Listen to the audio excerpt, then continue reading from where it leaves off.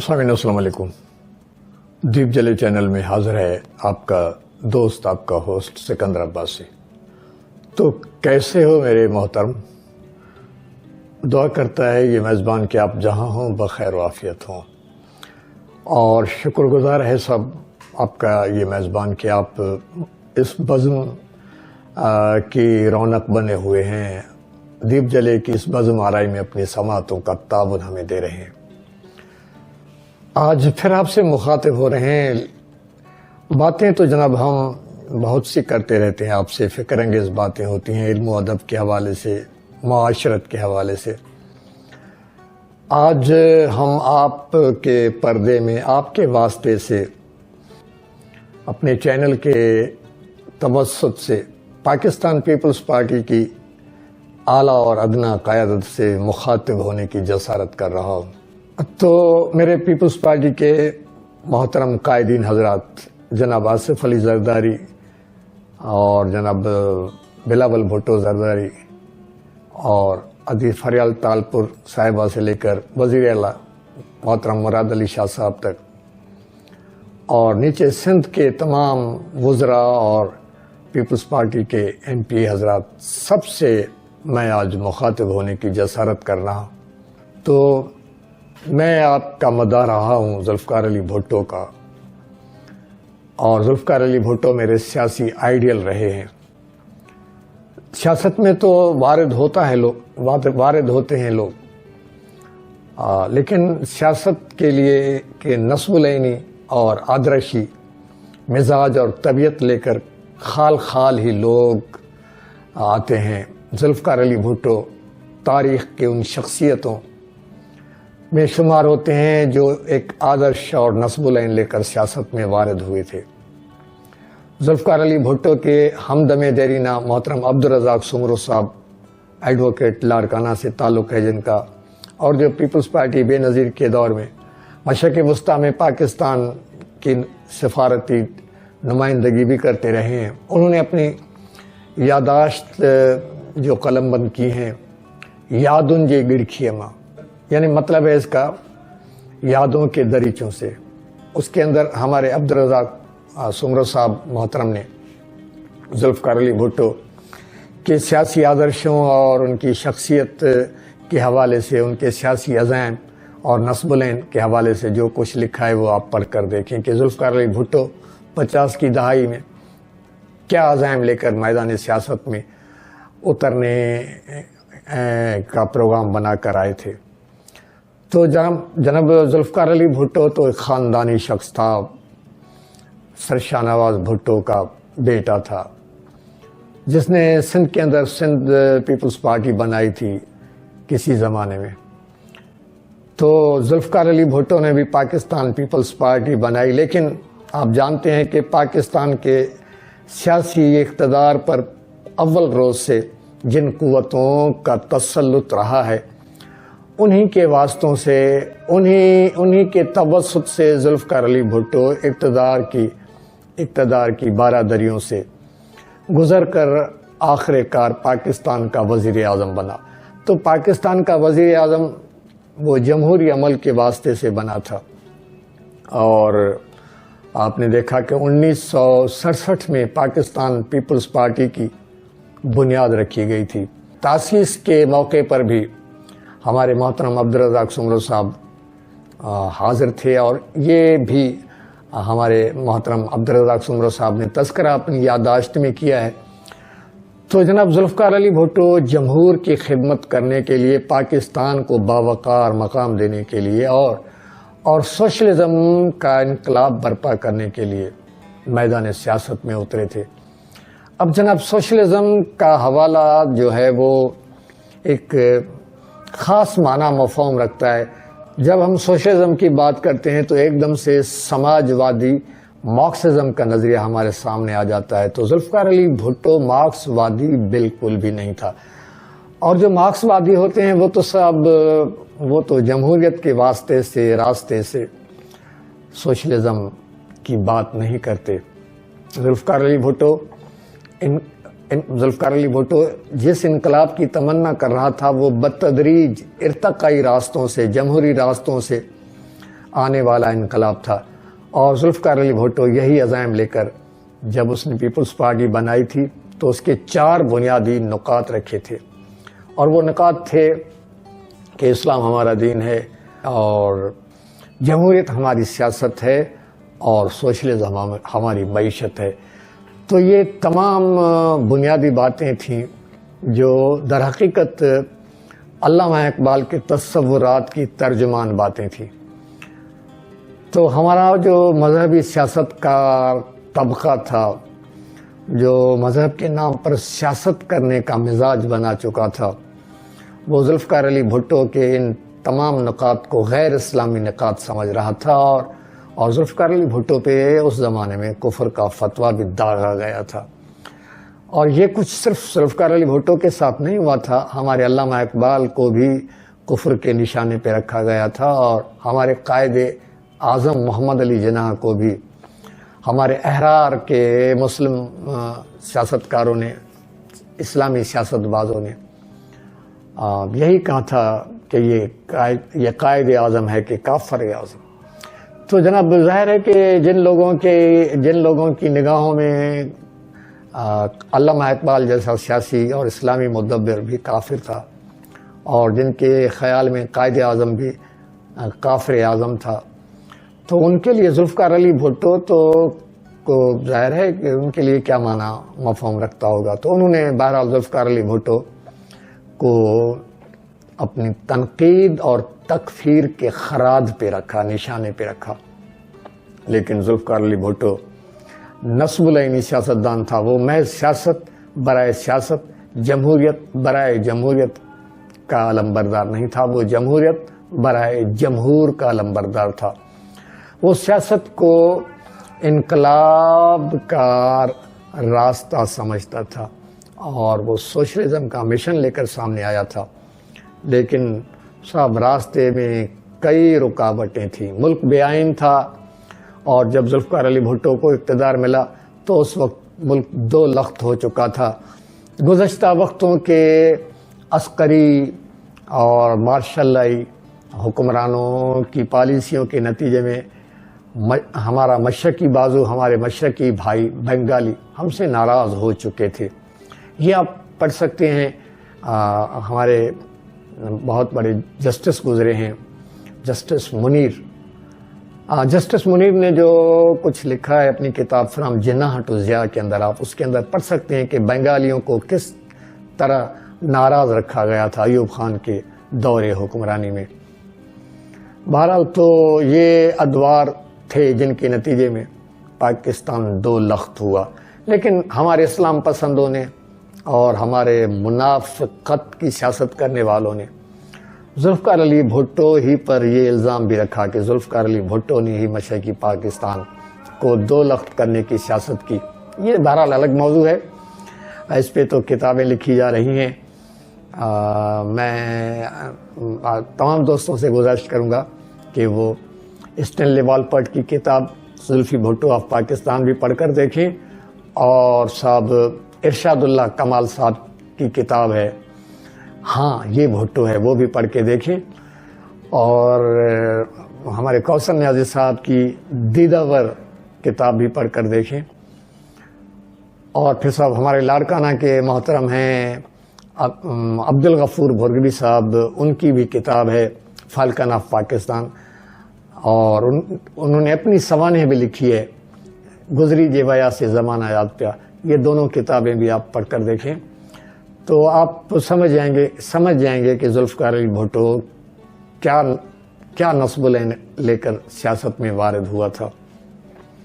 لیکن صاحب وہی ہوا ذوالفقار علی بھٹو کے ساتھ جو تاریخ ساز شخصیتوں کے ساتھ ہوتا چلا آیا ہے، اور جو مسلمان دنیا کے اندر عظیم مدبروں کے ساتھ ہمارے مذہبی فرقہ پرستوں نے شروع دن سے جو انداز اپنایا ہوا ہے وہی ذوالفقار علی بھٹو کے ساتھ بھی ہوا۔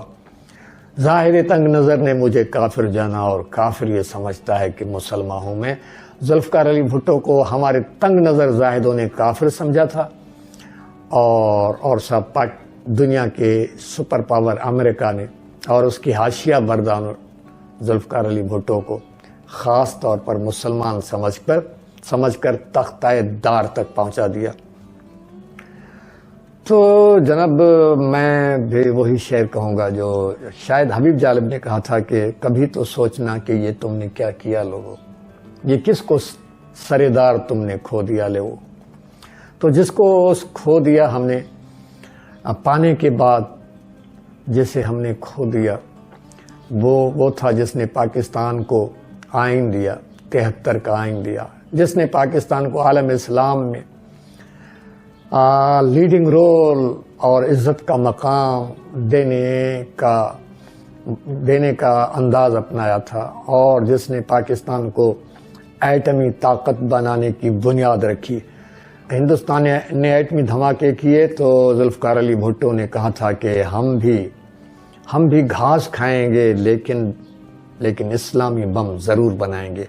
تو ذوالفقار علی بھٹو کا یہ اسلامی بم، جسے امریکیوں نے اور اسرائیلیوں نے جو ہے وہ دل سے تو کیا بالکل قبول ہی نہیں کیا، اور ذوالفقار علی بھٹو کو تاریخ میں عبرت کا نشان بنانے کا منصوبہ بنا لیا، اور صاحب یوں ہمارے اپنوں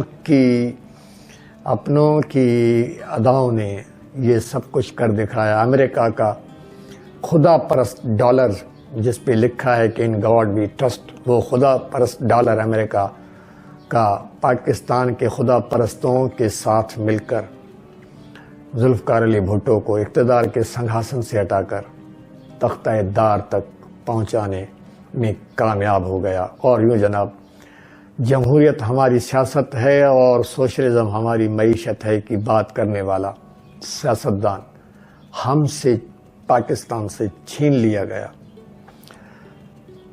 اس پہ مجھے میر تقی میر کا وہ شعر یاد آ رہا ہے جو اس نے کہا تھا کہ موسم آیا تو نخلے دار پہ میر، سر منصور ہی کا بار آیا۔ تو جب موسم آتا ہے قربانیوں کا تو نظریاتی اور نسب العینی انسان ہی سلیب پہ وار دیے جاتے ہیں۔ تو ذوالفقار علی بھٹو نے پاکستان کے لیے جان دے کر اپنی تاریخ بنا دی، اور تاریخ میں ایک یادگار بنا دی اپنی۔ دنیا میں زندگی کا نہیں اعتبار کچھ، وہ کام کر چلو کہ رہے یادگار کچھ۔ اور پھر فیض نے جو کہا تھا کہ جو رکے تو کوہ گراں تھے ہم، جو چلے تو جہاں سے گزر گئے، رہے یار ہم نے قدم قدم تجھے یادگار بنا دیا۔ تو ذوالفقار علی بھٹو نے قدم قدم پہ اپنی یادوں کو چھوڑا ہے۔ آج 2025 میں جب ہمارے وطن عزیز کی عسکری قوتوں نے، ہماری عسکری قیادت نے جب ہندوستان کے خلاف پاکستان کا بھرپور مظاہرے کا جو ہے وہ سیربین اور منظرنامہ دکھا دیا، تو جناب ہماری عسکری قیادت کی اس سبلمٹی میں، ہماری عسکری قیادت کی اس عظمت اور جلال میں مجھے ذوالفقار علی بھٹو کی سبلمٹی یاد آئی۔ اور سبلمٹی پہ مجھے یاد آتا ہے جناب وہ جو ہمارے محترم محمد بچل تنجو صاحب لاڑکانہ کے ایڈوکیٹ گزرے ہیں، اور لاڑکانہ میں ڈپٹی اٹارنی جنرل رہے ہیں سندھ کے۔ تو انہوں نے ایک کتاب لکھی تھی ویژن اینڈ ویوز، اس میں ایک مضمون تھا sublimity and echo of great soul, یعنی عظمت اور جلالت جو ہوتی ہے وہ باز گشت بن کر عظیم انسانوں کی یاد دلاتی رہتی ہے۔ تو میرے محترم ذوالفقار علی بھٹو یہ تھا جس کے جی ہاں آپ موجودہ پیپلز پارٹی کے قائدین حضرات وارث بنے ہوئے ہیں، اور اقتدار کے ایوانوں تک پہنچے ہوئے ہیں۔ میں یہ تو آپ سے توقع نہیں کرتا کہ آپ ذوالفقار علی بھٹو کے ہو بہو ریپلیکا بن جائیں، لیکن میں یہ تمنا ضرور کرتا ہوں کہ ذوالفقار علی بھٹو کی پیپلز پارٹی جمہوریت کو جمہوریت سمجھ کر سیاست کرے۔ جمہوریت کا وہ جو مفہوم تھا for the people, of the people, by the people, جو ابراہم لنکن نے بتایا تھا، تو جمہوریت کو آپ یہ معنی دیں جو ابراہم لنکن کے ذہن میں تھی، اور سب وہ جو قائد عوام ذوالفقار علی بھٹو کے ذہن میں مفہوم تھا اس کا۔ آپ نے تو یوں لگتا ہے کہ عوام کا ڈنڈا عوام کے ذریعے عوام کی پیٹھ پر یہ بنا دیا ہے آپ نے ڈیموکریسی کا مفہوم. تو اس سے جناب باز آئیے. سندھ کا پورا سیاسی منظرنامہ، انتظامی منظرنامہ، امن و امان کا منظرنامہ سیربین آپ دیکھیں. کیا یہ آپ کے شایان شان ہے؟ حقیقی معنوں میں تو پیپلز پارٹی ہی جمہوری عوامی پارٹی ہے، اور جس کے ساتھ ذوالفقار علی بھٹو کا نام جو ہے وہ لگا ہوا ہے. ذوالفقار علی بھٹو کے زمزمے اور نغمے ہوتے ہیں جب موسم آتا ہے تو پیپلز پارٹی ذوالفقار علی بھٹو کے نعروں کے گونج میں عوام سے ووٹ لیتی ہے. تو میرے محترم کچھ تو ذوالفقار علی بھٹو بن کر دکھائیے. ذوالفقار علی بھٹو تو ہما تھا صاحب، وہ تصوراتی پرندہ جس کے زیر سایہ عوام حقیقی معنوں میں بادشاہ بن گئے تھے. لیکن آپ تو وہ ہما ہو رہے ہیں جن کی طرف اشارہ کرتے ہوئے غالب نے کہا تھا کہ ماں ہمائے گرم پروازی ہم فیض ازما مجوئی سایہ ہم چو دودھ بالا میرا ودز بالے ماں. یعنی ہم گرم پرواز ہما بن چکے ہوئے ہیں، ہم سے کسی فیض کی توقع نہ کریں. ہمارا سایہ دھواں بن کر آسمانوں کی طرف ہمارے بھی اوپر چلا جاتا ہے، ہمارے پروں سے بھی اوپر چلا جاتا ہے. تو اس طرح کے ہما نہ بنے. اس طرح کے ہما بنیں گے تو پھر ہما شما ہو کر رہ جائیں گے. ذوالفقار علی بھٹو کا نام آخر کب تک آپ کیش کرواتے رہیں گے؟ ذوالفقار علی بھٹو کی بازگشت تو جناب تاریخ کا حصہ ہو چلی ہے، اور اس سے تو اب کوئی انکار کر ہی نہیں سکتا. بلکہ جن اعلیٰ عدالتوں نے ذوالفقار علی بھٹو کو سلیب دیا تھا، تختہ دار تک پہنچایا تھا، انہی عدالتوں کے ججوں نے تو اب اسے بے گناہ بھی قرار دے لیا. تو میرے محترم ذوالفقار علی بھٹو کی عظمت کو آپ گہنا نہیں سکتے اپنی بدعمالیوں سے. لیکن ذوالفقار علی بھٹو کا نام آپ سے تقاضا کرتا ہے کہ آپ حقیقی معنوں میں جمہوریت پسند بنیں، لاڑکانہ کو پھر سے شاہ سے بانو شہر بنا دیں، اور سندھ پوری کو گل و گلزار بنا دیں. یہ بد انتظامیہ، یہ بد سلیقہ لوگ اور یہ اقربا پرویان جو آپ کے MP حضرات کر رہے ہیں، ان سے باز آ جائیے. اب یہ دیکھیے لاڑکانہ کا منظرنامہ ہے، لاڑکانہ کے باکرانی روڈ کی تصویر ہے. جی ہاں، یہ وہ باکرانی روڈ ہے جس پر کسی زمانے میں میں نے اپنی آنکھوں سے ذوالفقار علی بھٹو شہید اور شہنشاہ ایران کو گاڑی میں گزرتے ہوئے دیکھا تھا، بغیر پروٹوکول کے. سامنے سے چند بھینسوں کے آ جانے کی وجہ سے چند لمحوں کے لیے گاڑی رک بھی گئی تھی، اور میں نے اس وقت ذوالفقار علی بھٹو اور شہنشاہ ایران کو گاڑی میں بیٹھا ہوا دیکھا تھا. تو صاحب یہ باکرانی روڈ ہے جو اس وقت ہجوم آپ دیکھ رہے ہیں. NRSP micro financing limited bank ہے، جہاں پہ ان غریبوں کو امدادی چیک دیے جا رہے ہیں جن کی گزشتہ بارشوں میں جن کے گھر مسمار ہو گئے. تو صاحب ان بیچاروں کے حصے میں تو اس طرح کی بارش آئی جس نے ان کے گھر ڈھا دیے. لیکن ان کے نصیب کی، ان کے خوشحالی کے نصیب کی بارشیں تو جناب آپ کے چھتوں پہ برس جاتی ہیں. ان کے حصے میں تو یہ دھوپ اور تمازت ہے، اور یہ امدادی چیک جو انہیں ذلتوں کے ساتھ دیا جا رہا ہے. اس وقت روڈ بھی بلاک ہے اور شدت کی دھوپ بھی ہے. دن کا 2 اور 3 بجے کے درمیان کا وقت ہے، مئی کا مہینہ ہے. آپ اس طرح عزت دیں گے عوام کو، اور یہ ہے جمہوریت. تو میرے محترم یہ ذوالفقار علی بھٹو کی توہین کر رہے ہیں آپ. ذوالفقار علی بھٹو نے کہا تھا کہ ایک ذوالفقار علی بھٹو میں ہوں اور ایک ذوالفقار علی بھٹو آپ عوام ہیں. تو وہ ذوالفقار علی بھٹو تو وقت کے ظالموں نے سلیب پہ وار دیا، اسے ہم سے چھین لیا اسے. لیکن یہ ذوالفقار علی بھٹو جس کا نام عوام ہے، اسے آپ اس طرح ذلیل نہ کریں، اسے ان بد انتظامیوں اور بد امینیوں کے جہنم میں نہ دھکیلیں. میں اس وقت بطور خاص زرداری صاحب، محترم آصف زرداری صاحب سے التجا کر رہا ہوں، جس میں شک نہیں کہ اپنی حکیمانہ اور مدبرانہ سوچ سے اس نے، حکمت عملیوں سے اس نے پاکستان پیپلز پارٹی کو زندہ رکھا ہوا ہے، سنبھالا دے رکھا ہے۔ اور بلاول بھٹو زرداری سے بھی میری گزارش ہے کہ وہ اپنے نانا کے شہر کا خیال رکھیں، نانا کے سندھ کا خیال رکھیں۔ اس وقت وہ اپنے نانا کے پاکستان کی ترجمانی کے لیے اقوام متحدہ میں جس مدبرانہ انداز سے اپنے خیالات کا اظہار کر رہے ہیں، اس سے تو مجھے جھلک نظر آ رہی ہے۔ اس کے آؤٹر اپیئرنس میں مجھے ذوالفقار علی بھٹو نظر آ رہا ہے، اس کی باتوں میں بھی نظر تو آ رہا ہے، لیکن صاحب ابھی اس عوام تک وہ سایہ، وہ ثمر نہیں پہنچا۔ سایہ ملے اوروں کو اور ثمر بھی، اے خانہ برانداز چمن، کچھ تو ادھر بھی، کچھ تو عوام کا بھی خیال کریں۔ اور پھر صاحب آپ نے وہ جو پالیسی بنائی تھی ہمارے بے روزگار نوجوانوں کے لیے، ایج ریلیکسیشن کی پالیسی، اسے آپ نے واپس لینے کا جو فیصلہ لیا ہے اسے واپس لیں۔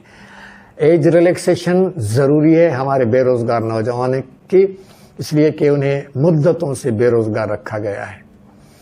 تو آپ کے اقربا نواز ایم پی حضرات نے اپنے عزیزوں رشتہ داروں کو تو اس کا فائدہ دے دیا، لیکن بے سہارا نوجوان اس میں اب بھی اس محرومی کے اندر جھلس رہے ہیں۔ تو صاحب ایج ریلیکسیشن پالیسی 40 سال تک ضرور رکھیں۔ اور یہ جو آپ نے آئی بی اے کے ذریعے سے پرائمری ٹیچرز کا جو ٹیسٹ لیا تھا، تو آج 4 سال گزر چکے ہیں جناب، ادھر ادھر یہاں وہاں تو 40 نمبر لینے والے امیدواروں کو بھی جو ایم پی اے حضرات کے خاص الخاص لوگ ہیں ان کو دیے گئے ہیں، لیکن لارکانہ میں 50 نمبرز تک جو ہے آ کر سارا سلسلہ روک دیا گیا ہے۔ تو میں کہوں گا کہ کم از کم 42 یا 40 تک جن امیدواروں نے نمبر لیے ہیں انہیں پرائمری ٹیچر شپ میں لیا جائے۔ آخر پرائمری ٹیچر ہے، کوئی بہت بڑا عہدہ تو نہیں۔ آپ نے تو سندھ کمیشن کے اندر ہی ٹیلنٹڈ اور حقدار نوجوانوں کو محروم کیا ہوا ہے، آپ سے تو یہ توقع نہیں کہ آپ پرائمری ٹیچر کے اندر بھی اس طرح کا جو طوفان بدتمیز جاری رکھے ہوئے ہیں اور جاری رکھنا چاہتے ہیں۔ تو میرے محترم اس حوالے سے بھی میری گزارش ہے کہ پرائمری ٹیچرشپ کے اندر نوجوانوں کو لیا جائے جنہوں نے 40 نمبر لیے ہیں اور جن کی عمروں کی حدیں 40 کے اندر ہیں، انہیں ترجیحی بنیاد پر لیا جائے۔ اور پھر صاحب یہاں کا جو بجلی کا نظام ہے جو لارکانہ میں دیکھ رہا ہوں، ہو سکتا ہے پورا سندھ اسی جہنم میں جھلس رہا ہو، لیکن ہمارے اس بجلی کے نظام نے ہمیں جینے کی لذت سے محروم کر رکھا ہے۔ تو ہمارے حصے کی جو بجلی ہے وہ تو آپ لے جاتے ہیں ایم پی حضرات، افسران حضرات، ہم پہ تو جناب لوڈ شیڈنگ کی بجلیاں گرا رہے ہیں۔ آپ اس سے بھی باز آ جائیے۔ بس یہ تھی میری چند معروضات جو آج میں نے آپ کے سامنے رکھی، اس لیے کہ آج درد کچھ دل میں سوا ہوتا ہے۔ مجھے امید ہے کہ میری یہ لمبی سما خراشی آپ برداشت کریں گے اور میری باتوں کو درخور اعتنا لائیں گے۔ اور پھر وہ میرے ناظرین دوست حضرات جو مجھے عام طور پر سنتے رہتے ہیں، انہیں بھی اگر میری باتیں اچھی لگی ہیں تو اپنے دوستوں تک میری ان باتوں کو شیئر ضرور کریں۔ دعاؤں میں ہمیں یاد رکھیے گا، اپنا خیال رکھیے گا۔ اللہ حافظ۔